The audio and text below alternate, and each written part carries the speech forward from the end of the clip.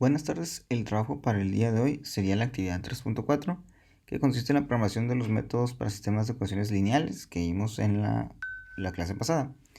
Aquí nada más estaremos viendo lo que es el programa de punto fijo simultáneo y punto fijo sucesivo en MATLAB. Programaríamos uno y luego haríamos algunas modificaciones a las ecuaciones para que sea el otro, ¿no? Porque prácticamente son el mismo programa, solamente cambia la manera en cómo se calcula la raíz para cada uno de los casos. Y sin más empezaríamos entonces la actividad del día de hoy. El primer método que estaríamos haciendo es el de punto fijo simultáneo. Vamos a desarrollar el código y si recuerdan nada más la parte de cómo se intercambian los valores de las x y de las x1, 2, 3 o iniciales o de la iteración son los que cambian en cada método, ¿no? Entonces programaríamos el simultáneo y luego haremos una copia tal cual para hacer el método del sucesivo, ¿no?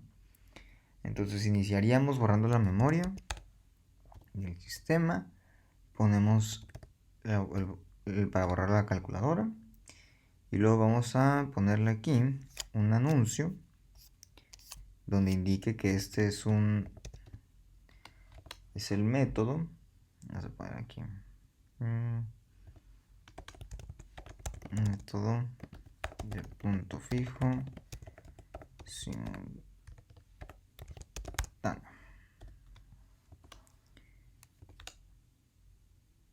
Vamos a incluir un nuevo, vamos a decirlo así, como comando. Es un comando para incluir el formato de los números. De pronto, cuando estamos trabajando en métodos numéricos, necesitamos varios decimales o un formato que tenga bastante capacidad o bastante memoria para incluir varios dígitos. Entonces, cuando hacemos eso, mandamos llamar un formato específico del software. Para hacerlo, vamos a escribir la palabra format y aquí vamos a poner entre paréntesis el tipo de formato que nosotros queremos.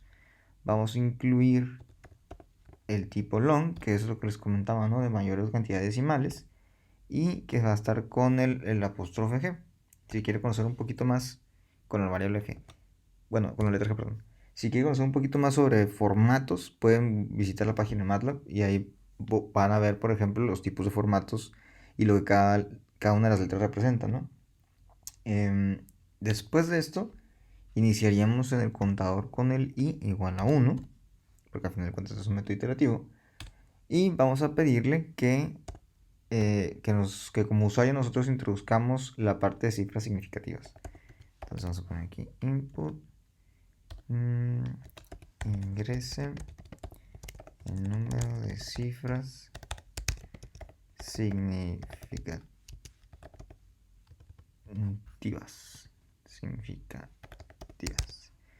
así como está. Ese número va a estar asignado a la letra n, que después nosotros con ella calcularemos el criterio de error. Entonces vamos a poner aquí criterio, y esa es la parte de la fórmula que ya conocen, ¿no? 0.5 por 10 a la 2 menos n. Punto y coma. Ok, la siguiente parte, lo vamos a programar. Aquí podríamos hacer la indicación. Es programación para un sistema 3x3. ¿Ok? Eso implicaría que si usted van a trabajar algún sistema que sea, no sé, 2x2 o un 4x4, pues tendrían que modificarlo, ¿no? Así que la manera en cómo lo vamos a hacer es primero indicar los valores iniciales. Los valores iniciales habíamos dicho que podían ser 0 siempre y cuando existan dentro de la matriz diagonal. Y si no, pues los pueden cambiar a 1, ¿no? Entonces vamos a poner aquí nosotros que indicaríamos x en el valor inicial, eso es 0. x2, el inicial, esto también va a ser 0. Y x3 en el inicial, eso de la misma forma será 0. Y la siguiente parte es la introducción de la matriz. Esa matriz yo la voy a colocar como coeficientes.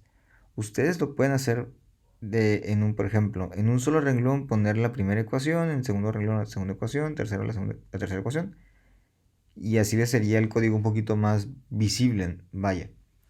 Al menos en mi caso lo voy a escribir corrido, uno por uno, y hasta el final los valores del vector resultado. Pero pues ahí cada quien es libre, ¿no? De hacer esa parte. Es nada más visual. Entonces vamos a tomar la nomenclatura de las fórmulas. El coeficiente A11, que sería el coeficiente del primero.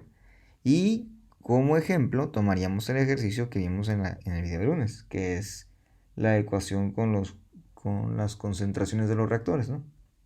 Entonces para ese apartado, en la fórmula, en el primer coeficiente, el 1,1 dice que es 15. El A12 dice que es menos 3. El A13 dice que es menos 1. Y de ahí nos vamos al A21. Sí, segunda ecuación. A21 dice que es menos 3. Menos 3. A22. Ese va a ser igual a 18. A23. Igual a menos 6. Tercera ecuación. A31. Menos 4. A32. Menos 1. A33. 12. ¿Ok? Y lo que les comentaba del vector resultados. B1. En el primer caso son 3800. En el segundo son 1200.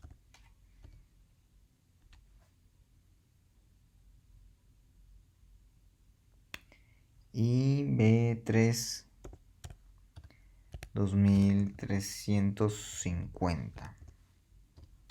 De esta forma.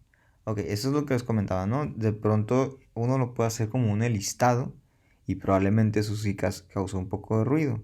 Lo que les comentaba es que igual pueden hacer lo siguiente. Pueden hacerlo así. Lo voy a escribir de esta forma. Y si se fijan, esta parte de MATLAB sigue en verde. Eso significa que al menos no hay problema en algún con sintaxis. Lo pueden dejar así.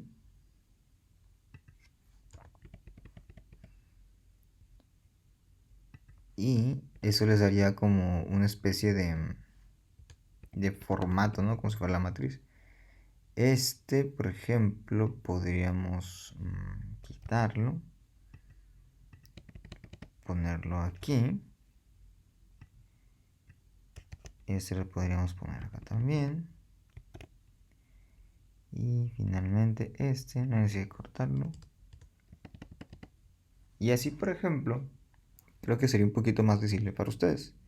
Al momento de que ustedes deciden cambiar las constantes, ya saben más o menos que va siguiendo el orden de la matriz, ¿no? Lo vamos a dejar así porque visualmente sí es más sencillo trabajarlo de esa manera. Ok, ya que tenemos esa parte, esto sería, digamos que las variables que ustedes tendrían que modificar y parten de estos valores iniciales. Lo otro que también pueden hacer es darle, por ejemplo, variable A11 igual a input y pedirle al software que ustedes escriban cada una de las constantes. ¿Por qué no les sugiero que hagan eso? Porque si se llegan a equivocar en un solo dígito, tienen que volver a correr todo el código y volver a escribir todas esas ecuaciones.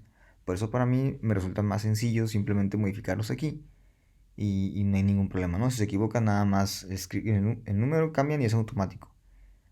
Hay que tener a veces un poquito de criterio para identificar qué variables sí me conviene que el software me las pida y otras que no lo hago, ¿no? Y desde mi punto de vista es más sencillo simplemente dejarlo de esta forma.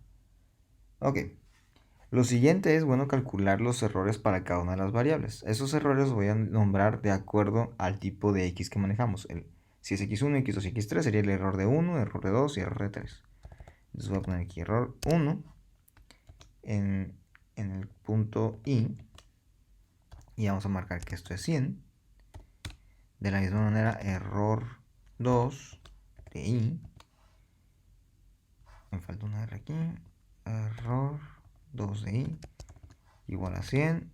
error 3 de i igual a 100. Ok, ya tendríamos en esta parte, ¿no? Ahora sí, siguen lo que es la sección del ciclo, la sección de los cálculos, que es, lo haríamos con un while. Y aquí vamos a poner las tres condicionantes. Entonces, mientras, y vamos a evaluar todos los errores. Entonces, error 1 de i, que sea mayor o igual a, en nuestro caso, es la variable criterio. Esta variable criterio es la que se calcula en esta sección con el número de cifras significativas. Después de que hacemos esto, vamos a poner el ampersand, indicando la MATLAB que aparte de eso también considere el error 2 de i, que debe de ser también mayor o igual al criterio. Y otra vez aplicamos otro ampersand y vamos a poner en este caso error de 3 y mayor o igual a criterio, de esta forma. Entonces tenemos aquí el apartado rojo, pero eso tenemos ahí por el lente. Vamos a comprobarlo. Si le damos en, entonces nada más tenemos aquí en amarillo, que nos indicando que son varios condicionantes, ¿no? Ok, pero pues no habría, ¿cómo se dice? No habría problema con la parte de la programación, o al menos en formato más que nada. Ahora sí, vamos a indicar cómo calcularíamos las xy más 1, más 2 y más 3. Entonces diríamos xy, y eso sería de i más 1, y va a ser igual. Entonces, las ecuaciones que tenemos de los métodos del punto fijo sería b1, en este caso, b1, que es la constante del vector resultados, menos a12, que es la constante que se encuentra ahí, por el valor de x 1 de i. Vamos a ponerlo así, de i. Y luego esto sería menos el coeficiente a13 por x3 de i, de esta forma. Ya que tenemos ese de ahí, cerramos y dividimos entre el coeficiente a11. ¿Ok? Ahora para x2 de i más 1.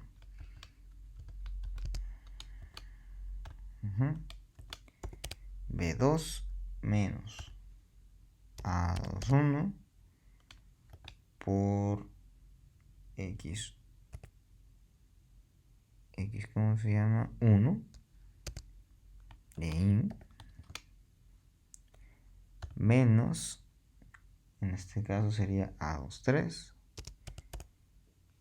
por x3 de i. Cerramos y dividimos entre lados 2. Para la ecuación x3 es x3 de i más 1 igual a b2 menos a, aquí sería b3, menos a31 por x1 de i menos a32 por x2 de i entre a33. De esa forma. Calculamos ahora, voy a poner aquí, hacer esto más pequeño, y voy a poner aquí lo que serían los cálculos de los errores. Entonces vamos a decir error de 1 de i más 1, esto va a ser igual a el valor absoluto. Ahora vamos a colocar aquí x1, porque es el error 1, de i más 1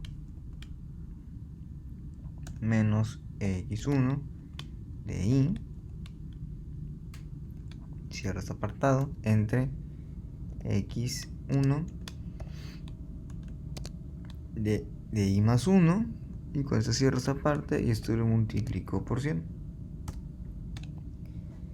Y para el error 2 y 3 es la misma fórmula, solamente que cambia la variable. Entonces lo que voy a hacer es copiar esta línea. Así. Lo voy a pegar aquí. Y cambio el error 2. Cambio el x1 por 2. 2. Y 2. Y nuevamente hago la copia, lo pego aquí. Pero ahora sería en el 3, ¿no?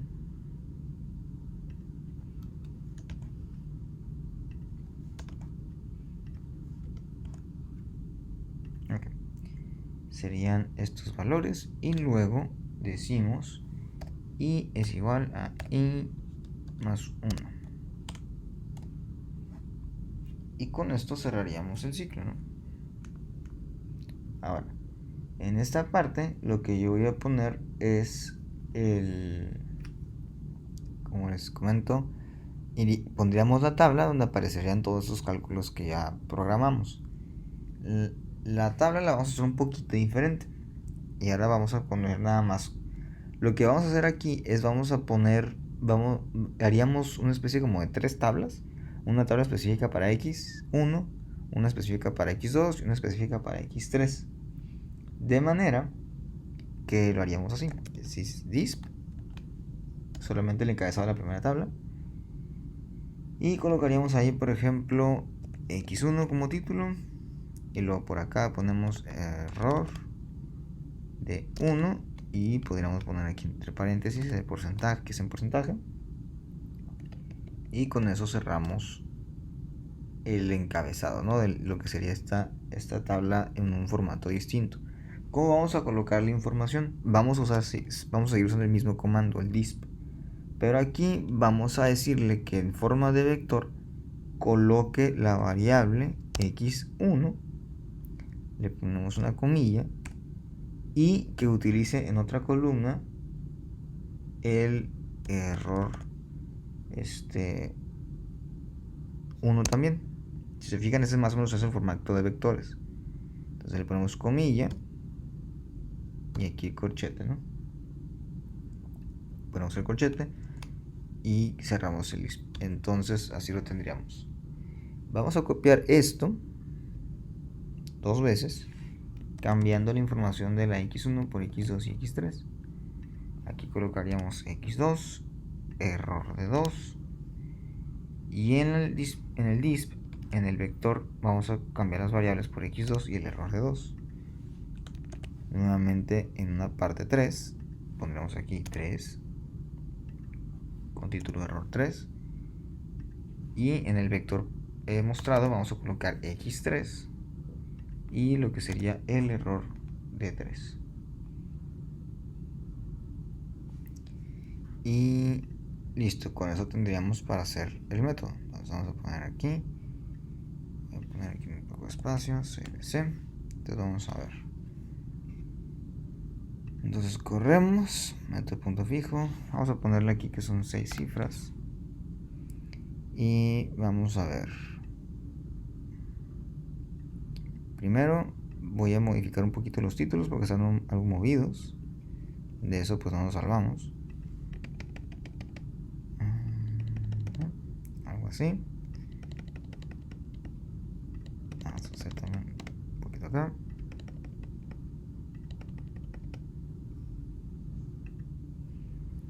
Seis cifras. Vamos a ver cómo quedaron ahora los títulos. Ahí está, ya está un poquito más decente.